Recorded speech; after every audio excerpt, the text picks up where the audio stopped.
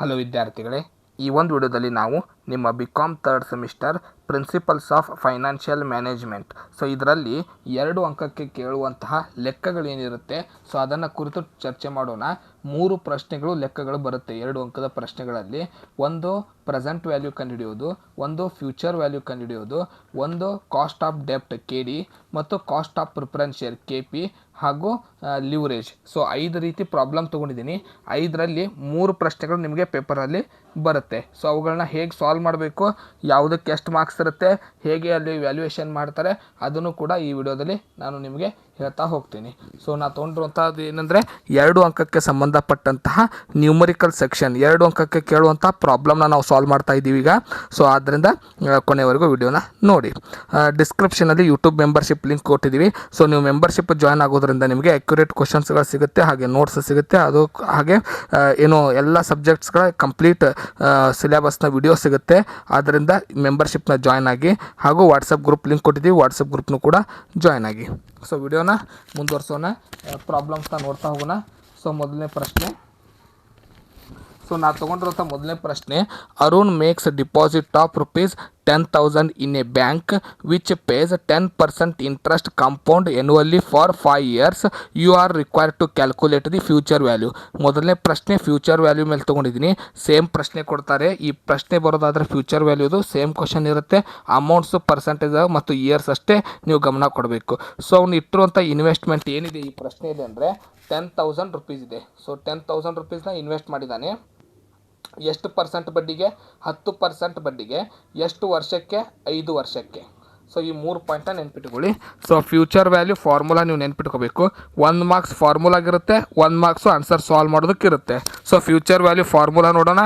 Future value is equal to present value into bracket 1 + i⁻n. ಇಲ್ಲಿ present value ಅಂದರೆ ಇವತ್ತು ನಾವು ಡಿಪಾಸಿಟ್ ಮಾಡ್ತಿರುವಂಥ ಅಮೌಂಟ್ಗೆ ನಾವು ಪ್ರೆಸೆಂಟ್ ವ್ಯಾಲ್ಯೂ ಅಂತ ಕರಿತೀವಿ. ಅದು 10,000 ಇದೆ. 1 actual number, same as it is number ಬರಿತೀವಿ. ಐ ಏನಿದೆ ಅದು ಇಂಟ್ರೆಸ್ಟ್ ರೇಟು 10%. ಪರ್ಸೆಂಟೇಜ್ನಲ್ಲಿರುವಂಥ ಇಂಟ್ರೆಸ್ಟ್ ರೇಟ್ನ ನಾವು ರುಪೀಸ್ಗೆ ಕನ್ವರ್ಟ್ ಮಾಡ್ತೀವಿ. ಅದನ್ನು ವ್ಯಾಲ್ಯೂನ ಅಮೌಂಟ್ಗೆ ಕನ್ವರ್ಟ್ ಮಾಡ್ಕೋತೀವಿ. ಎನ್ ಅಂದರೆ ನಂಬರ್ ಆಫ್ ಇಯರ್ಸ್. ಆದ್ದರಿಂದ ಈಗ ಪ್ರಾಬ್ಲಮ್ನ ಸಾಲ್ವ್ ಮಾಡೋಣ. ಅಮೌಂಟ್ ಎಷ್ಟಿದೆ ಪ್ರಶ್ನೆಯಲ್ಲಿ ಅಂದರೆ 10,000 ಇದೆ. 1 + i ಅಂತಂದರೆ ಇಂಟ್ರೆಸ್ಟ್. ಇಂಟ್ರೆಸ್ಟ್ ಪ್ರಶ್ನೆಯಲ್ಲಿ 10% ಇದೆ. ಅದನ್ನು ನಾವು ರುಪೀಸ್ಗೆ ಹೇಗೆ ಕನ್ವರ್ಟ್ ಮಾಡ್ತೀವಿ ಅಂದರೆ ಕ್ವಶನಲ್ಲಿರುವಂಥ 10%ನ ನಾವು 10 / 100 ಮಾಡ್ತೀವಿ. 10 / 100 ಮಾಡಿದಾಗ 0.1. ಅದನ್ನೇ ನಾವು ಇಲ್ಲಿ 0.1ನ ತೊಗೊಂಡಿದ್ದೀವಿ. ⁻n ಅಂದರೆ ನಂಬರ್ ಆಫ್ ಇಯರ್ಸ್. ಪ್ರಶ್ನೆಯಲ್ಲಿರುವಂಥ ನಂಬರ್ ಆಫ್ ಇಯರ್ಸ್ ಎಷ್ಟಿದೆ ಅಂದರೆ 5 years ಇದೆ. 5ನ ನಾವು ಕ್ಯಾಲ್ಕುಲೇಟ್ ಮಾಡಿದಾಗ ಈಗ ಆನ್ಸರ್ ಎಷ್ಟು ಬರುತ್ತೆ? 10,000 ಆ್ಯಸ್ ಇಟ್ ಈಸ್ ಬರ್ಕೊಂಡಿದ್ದೀವಿ. 1 + 0.1 ಕೂಡಿಸಿದರೆ 1.1 ⁻5. ಅದರ ಅರ್ಥ ⁻5 ಅಂದರೆ 1.1ನ ನೀವು 5 ಟೈಮ್ಸ್ನ ಮಲ್ಟಿಪಲ್ ಮಾಡಬೇಕು. ಮಲ್ಟಿಪ್ಲೈ ಮಾಡಿದಾಗ 10,000 ಇಂಟು 1.6105. ಈ 1.6105 ಹೇಗೆ ಬಂತಂದರೆ 1.1ನ್ನು ನಾವು 5 ಟೈಮ್ಸ್ನ ಮಲ್ಟಿಪ್ಲೈ ಮಾಡ್ತಾ ಇದ್ದೀವಿ. ಇದನ್ನು ಮಾಡಿದಾಗ ಆನ್ಸರ್ ಎಷ್ಟಾಯ್ತು ಅಂದರೆ ಈಗ 10,000 ಇಂಟು 1.6105 ಮಾಡಿದಾಗ 16,105. ಇದರ ಅರ್ಥ ಇವತ್ತಿಗೆ ₹10,000 ಹಣದನ್ನು ಇನ್ವೆಸ್ಟ್ ಮಾಡಿದರೆ 5 ವರ್ಷಗಳ ನಂತರ ಆತನಿಗೆ ₹16,105 ಸಿಗುತ್ತೆ. ಈ ರೀತಿಯಾಗಿ 2 ಮಾರ್ಕ್ಸ್ಗೆ ಇದು ಪ್ರೆಸೆಂಟ್ ವ್ಯಾಲ್ಯೂ ಕಂಡುಹಿಡಿಯೋದಿರುತ್ತೆ. 2 ಮಾರ್ಕ್ಸ್ಗೆ ಪ್ರೆಸೆಂಟ್ ವ್ಯಾಲ್ಯೂ ನೀವು ಕಂಡುಹಿಡಿಬೇಕಂದ್ರೆ ರೂಲ್ಸ್ ಏನಂದರೆ ಫಾರ್ಮುಲಾ ಬರೆಯೋದಕ್ಕೆ 1 ಮಾರ್ಕ್ಸು, ಸಾಲ್ವ್ ಮಾಡೋದಕ್ಕೆ 1 ಮಾರ್ಕ್ಸು. ಈಗ 2ನೇ ಕ್ವಶನ್ಗೆ ಹೋಗೋಣ. 2ನೇ ಕ್ವಶನ್ ಏನಂದರೆ ನೀವು ಪ್ರೆಸೆಂಟ್ ವ್ಯಾಲ್ಯೂ ಕಂಡುಹಿಡಿಯುವಂಥ ಪ್ರಶ್ನೆ. ಇಲ್ಲೊಂದು ಎಕ್ಸಾಂಪಲ್ ತೊಗೊಂಡಿದ್ದೀನಿ. Karthik receives 12,000 after 5 years at 12% discount rate interest. Find out present value. ₹12,000 after ಅಂತ ಶಬ್ದ ಇದೆ ಅಲ್ಲಿ. ₹12,000 ಈ ವ್ಯಕ್ತಿ, ಕಾರ್ತಿಕ್ ಅನ್ನೋ ವ್ಯಕ್ತಿ ಹಣವನ್ನು ಪಡ್ಕೊಂಡಿದ್ದಾನೆ. ಅವನ ಇಟ್ಟಿರುವಂಥ ಹಣ ಎಷ್ಟಿತ್ತು ಅನ್ನೋ ಪ್ರಶ್ನೆ. ಪ್ರೆಸೆಂಟ್ ವ್ಯಾಲ್ಯೂ ಎಷ್ಟಂತ ಪ್ರಶ್ನೆ. 12% ಬಡ್ಡಿ ಹೆಂಗೆ. ಎಷ್ಟು ವರ್ಷಕ್ಕೆ ಇಟ್ಟಿದ್ದಾನೆ ಅಂದರೆ 5 yearsಗೆ ಇಟ್ಟಿದ್ದಾನೆ. ಈಗ ಪ್ರೆಸೆಂಟ್ ವ್ಯಾಲ್ಯೂ ಫಾರ್ಮುಲಾನ ಅಪ್ಲೈ ಮಾಡೋಣ. Present value is equal to future value divided by 1 + i⁻n. Future value ಅಂದರೆ ಬಂದಿರುವಂಥ ಅಮೌಂಟ್ ಎಷ್ಟಿದೆ? ₹12,000. ಕ್ವಶನಲ್ಲಿರುವಂಥ ₹12,000 ಡಿವೈಡೆಡ್ ಬೈ 1 + i ಅಂದರೆ ಇಂಟ್ರೆಸ್ಟ್ ರೇಟ್. ಇಂಟ್ರೆಸ್ಟ್ ರೇಟ್ ಎಷ್ಟಿದೆ? 12%. ಕ್ಯಾಲ್ಕುಲೇಟರ್ನಲ್ಲಿ ನೀವು 12 / 100 ಮಾಡಿದಾಗ 0.12 ಬರುತ್ತೆ. ಅದನ್ನು ಪರ್ಸೆಂಟೇಜ್ನ ರಿಯಾಯಿತಿ ದರನ್ನು ನಾವು ರುಪೀಸ್ಗೆ ಕನ್ವರ್ಟ್ ಮಾಡ್ಕೊಂಡಿದ್ದೀವಿ. ⁻n ಅಂದರೆ ಇಲ್ಲಿ ಫಾರ್ಮುಲಾ ಪ್ರಕಾರ n ಅಂದರೆ ನಂಬರ್ ಆಫ್ ಇಯರ್ಸ್, 5 years. ಈಗ 12,000 ಆ್ಯಸ್ ಇಟ್ ಈಸ್ ಅಮೌಂಟ್ ಬರ್ಕೋತೀವಿ, ಡಿವೈಡೆಡ್ ಬೈ ಬರ್ಕೋತೀವಿ 1. ಅದೆಲ್ಲ ಸಾಲ್ವ್ ಮಾಡಿದಾಗ ಅಂದರೆ 1 + 0.12ನ ಪ್ಲಸ್ ಮಾಡಿಕೊಂಡು 5 ಟೈಮ್ಸ್ ನೀವು ಮಲ್ಟಿಪಲ್ ಮಾಡಿದಾಗ 1.7623 ಬರುತ್ತೆ. ಆನ್ಸರ್ 6809. ಸೊ 6809 ರೂಪಾಯಿ ಡಿಪಾಸಿಟ್ ಮಾಡಿದಾಗ 5 ವರ್ಷಗಳ ನಂತರ ಅವನಿಗೆ 12,000 ಅಮೌಂಟ್ ಸಿಕ್ಕಿದೆ. ಈ ರೀತಿಯಾಗಿ ನೀವು ಪ್ರೆಸೆಂಟ್ ವ್ಯಾಲ್ಯೂನ ಫಾರ್ಮುಲಾಗೆ ಇದಕ್ಕೂ ಕೂಡ 1 ಮಾರ್ಕ್ಸ್ ಇರುತ್ತೆ, ಆನ್ಸರ್ ಸಾಲ್ವ್ ಮಾಡೋದಕ್ಕೆ 1 ಮಾರ್ಕ್ಸ್ ಇರುತ್ತೆ. ಸೊ ಈಗ ನಂತರದಲ್ಲಿ ನಾವು ಮೂರನೇ ಮೆಥಡ್ನ ನೋಡೋಣ. ಟೋಟಲ್ 5 ಮೆಥಡ್ ಇದೆ. ಸೊ ಮೂರನೇ method, a company issues 1 lakh debenture at 10% redeemable after 5 years, cost of inflation 10,000, tax 30%, debentures are issued at a discount 10%, calculate cost of debenture. So KD problem ಇದೆ, cost of ಡಿಬೆಂಚರ್ದು. So ಇದರಲ್ಲಿ ಏನೇನು ಕೊಟ್ಟಿದ್ದಾರೆ ಅಂದರೆ debenture ಅಸಲು ಎಷ್ಟು ಅಂತ ಕೊಟ್ಟಿದ್ದಾರೆ. So ಡಿಬೆಂಚರ್ನ ಅಸಲು ಎಷ್ಟಿದೆ ಅಂದರೆ ₹10,000 ಇದೆ. ಸೊ ಪ್ರಶ್ನೆಯಲ್ಲಿರುವಂಥ ಅಮೌಂಟು ₹10,000 ಡಿಬೆಂಚರ್ ಅಮೌಂಟು. ಅದರ ಬಡ್ಡಿ ಎಷ್ಟಂದರೆ 10%, ಅದರ ವರ್ಷ ಎಷ್ಟಂದರೆ 5 ವರ್ಷ. ಸೊ ಅದಕ್ಕೆ ಇನ್ಫ್ಲೇಷನ್ ಎಷ್ಟಿದೆ ಅಂದರೆ ಕಾಸ್ಟ್ ಆಫ್ ಇನ್ಫ್ಲೇಷನ್ ಅಂದರೆ ಖರ್ಚು ₹10,000 ಇದೆ. ಟ್ಯಾಕ್ಸು, ಅದಕ್ಕೆ ಬೀಳುವಂಥ ಟ್ಯಾಕ್ಸ್ ಅಂದರೆ ಬಡ್ಡಿಗೆ ಯಾವಾಗಲೂ ಸರ್ಕಾರ ಟ್ಯಾಕ್ಸ್ ವಿಧಿಸುತ್ತೆ, ಆದ್ದರಿಂದ 30% ಗೌರ್ಮೆಂಟ್ ಟ್ಯಾಕ್ಸ್ ಇದೆ. ಸೊ ಇವನ್ನೆಲ್ಲ ಕೊಟ್ಟಿದ್ದಾರೆ ಮಾಹಿತಿನ. ಮೊದಲು ನಾವು ಫಾರ್ಮುಲಾ ನೋಡೋಣ. ಕಾಸ್ಟ್ ಆಫ್ ಡಿಬೆಂಚರ್ನ ಶಾರ್ಟ್ಕಟ್ನಲ್ಲಿ ನಾವು KD ಅಂತ ಬರಿತೀವಿ. KD is equal to I ಅಂದರೆ ಇಲ್ಲಿ interest divided by, so divided by NP. So NP ಅಂದರೆ ನೆಟ್ ಪ್ರೆಸೆಂಟ್ ಅಮೌಂಟ್, ಅಲ್ಲಿರುವಂಥ ಅಸಲು. 1 minus T, 1 normal number, T ಅಂದರೆ ಟ್ಯಾಕ್ಸ್. ಸೊ ಇಲ್ಲಿ ಡಿಫ್ರೆನ್ಸ್ ಏನಿದೆ ಅಂದರೆ ಈ ಮೇಲೆ ಬಿಡಿಸಿರುವಂಥ ಪ್ರೆಸೆಂಟ್ ವ್ಯಾಲ್ಯೂ ಫ್ಯೂಚರ್ ವ್ಯಾಲ್ಯೂನಲ್ಲಿ ಫಾರ್ಮುಲಾ ನೋಡಿ, ಇಲ್ಲಿ ಸ್ಮಾಲ್ ಲೆಟರ್ ಐನ ಬಳಸಿದ್ದೀವಿ ನಾವು ಎರಡು ಕಡೆ. So small letter I means the rate of the interest. So ಕ್ವಶನ್ನಲ್ಲಿರುವಂಥ ಪರ್ಸಂಟೇಜ್ನ, ಇಂಟ್ರೆಸ್ಟ್ ಪರ್ಸಂಟೇಜ್ನ ಐನ ಸ್ಮಾಲ್ ಲೆಟರ್ ಐನಲ್ಲಿ ಬಳಸ್ತೀವಿ. ಕ್ಯಾಪಿಟಲ್ ಲೆಟರ್ ಐ ಮೀನ್ಸ್ ಏನಂದರೆ so interest amount, interest percentage ಅಲ್ಲ, ಇಂಟ್ರೆಸ್ಟ್ ಅಮೌಂಟ್. ಹೇಗೆ ಕಂಡುಹಿಡಿದು ಇಂಟ್ರೆಸ್ಟ್ ಅಮೌಂಟ್ ಅಂದರೆ, ಸೊ ಪ್ರಶ್ನೆಯಲ್ಲಿ ಆಯ್ನ ಹೇಗೆ ಕಂಡುಹಿಡಿದು ಅಂದರೆ ಎಷ್ಟು ಅಸಲಿದೆ, ₹1,00,000 ಅಮೌಂಟ್ ಇದೆ. ಬಡ್ಡಿ ಪರ್ಸಂಟೇಜ್ ಎಷ್ಟಿದೆ, 10% ಇದೆ. ಸೊ 1,00,000ಕ್ಕೆ 10% ಮಾಡಿದಾಗ ಎಷ್ಟು ಬರುತ್ತೆ, 10,000. ಇದು ಐ. ಸೊ ಹಿಂದಿನ ಐಗೂ ಈ ಐಗೂ ಡಿಫ್ರೆನ್ಸ್ ಏನಂದರೆ ಎರಡೂ ಕೂಡ ಇಂಟ್ರೆಸ್ಟೇ. ಅಲ್ಲಿ small letter I means the percentage, ಆ ಪರ್ಸಂಟೇಜ್ನ ನೀವು ರುಪೀಸಿಗೆ ಕನ್ವರ್ಟ್ ಮಾಡ್ಕೊಳ್ಳೋದು ಹೇಗಂದರೆ ಅಲ್ಲಿರುವಂಥ ಪರ್ಸಂಟೇಜ್ ಡಿವೈಡೆಡ್ ಬೈ 100 ಮಾಡಿ ಮೇಲಿನ ಐ ಕಂಡುಹಿಡಿದಿದ್ವಿ. ಇಲ್ಲಿರುವಂಥ ಕ್ಯಾಪಿಟಲ್ ಲೆಟರ್ ಐ ಏನಂದರೆ ಅಮೌಂಟ್ನಲ್ಲಿ ನೀವು ಇಂಟ್ರೆಸ್ಟ್ನ ತೊಗೋಬೇಕು ಅನ್ನಂಗೆ. ಸೊ ಐ ಅಂದರೆ ಇಲ್ಲಿ ₹10,000 ಆಯಿತು. ಈಗ ನೆಟ್ ಪ್ರೆಸೆಂಟ್ ವ್ಯಾಲ್ಯೂ ಅದನ್ನು ಹೇಗೆ ಕಂಡುಹಿಡಿತೀವಿ ಅಂದರೆ ಫೇಸ್ ವ್ಯಾಲ್ಯೂ ಎಷ್ಟಿದೆ ಅಂದರೆ ಅಸಲು ಎಷ್ಟು ಇಟ್ಟಿದ್ದಾನೆ, 1,00,000. ಡಿಸ್ಕೌಂಟ್ ಎಷ್ಟು ಕೊಟ್ಟಿದ್ದಾರೆ, 10%.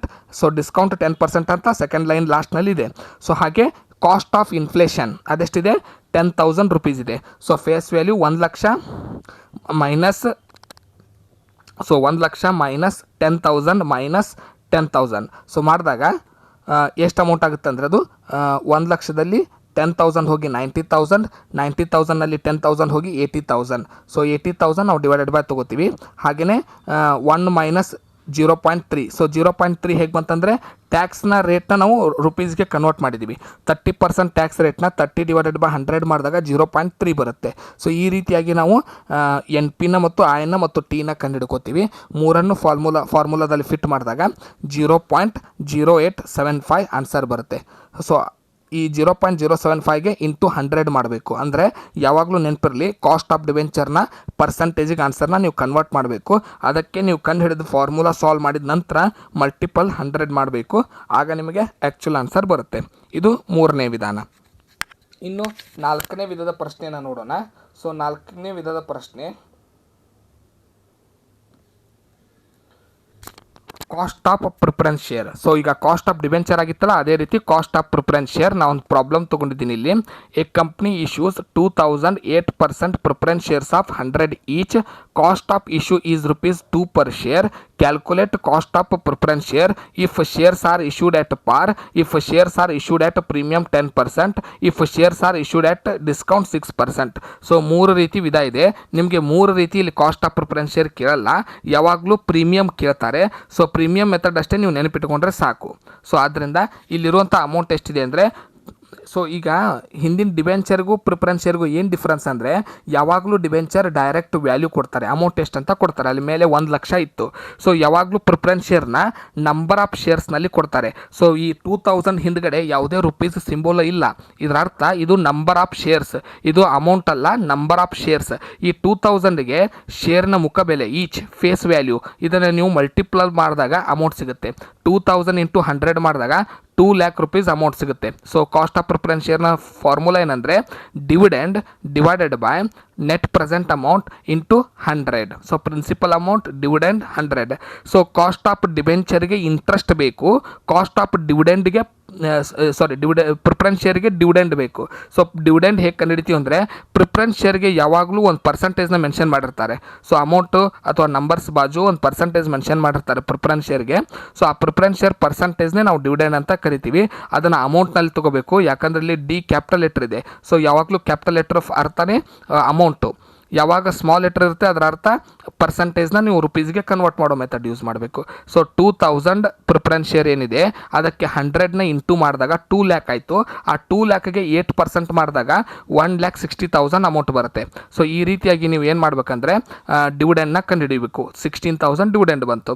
ಇನ್ನು ಡಿವೈಡೆಡ್ ಬೈ ಎನ್ ಪಿ ಏನಿದೆ ನೆಟ್ ಪ್ರೆಸೆಂಟ್ ಅಮೌಂಟು, ಅದನ್ನು ಹೇಗೆ ಕಂಡುಹಿಡಿತೀವಿ ಅಂದರೆ ಫೇಸ್ ವ್ಯಾಲ್ಯೂ ಅಂದರೆ 2000ಗೆ 100 ಇಂಟು ಮಾಡಿದಾಗ 2 ಲ್ಯಾಕ್ ಅಮೌಂಟು. ಸೊ ಅದರಲ್ಲಿ ಕ್ವಶನಲ್ಲಿ ಏನಿದೆ ಕಾಸ್ಟ್ ಆಫ್ ಇನ್ಫ್ಲೇಷನ್ ಆಗಲೇ ಅಮೌಂಟ್ನಲ್ಲಿತ್ತು, ಈಗ ಪರ್ ಶೇರ್ ವ್ಯಾಲ್ಯೂನಲ್ಲಿದೆ. ಸೊ ಪರ್ ಶೇರ್ ಅಂದರೆ ಒಂದು ಶೇರಿಗೆ 2 ರೂಪಾಯಿ ಕಾಸ್ಟ್ ಇದೆ. ಆಗಲೇ ಡೈರೆಕ್ಟ್ ಅಮೌಂಟ್ ಕೊಟ್ಟಿದ್ರು, ಯಾಕಂದರೆ ಡಿಬೆಂಚರ್ನಲ್ಲಿ ಯಾವಾಗಲೂ ಡೈರೆಕ್ಟ್ ಅಮೌಂಟ್ ಕೊಡ್ತಾರೆ.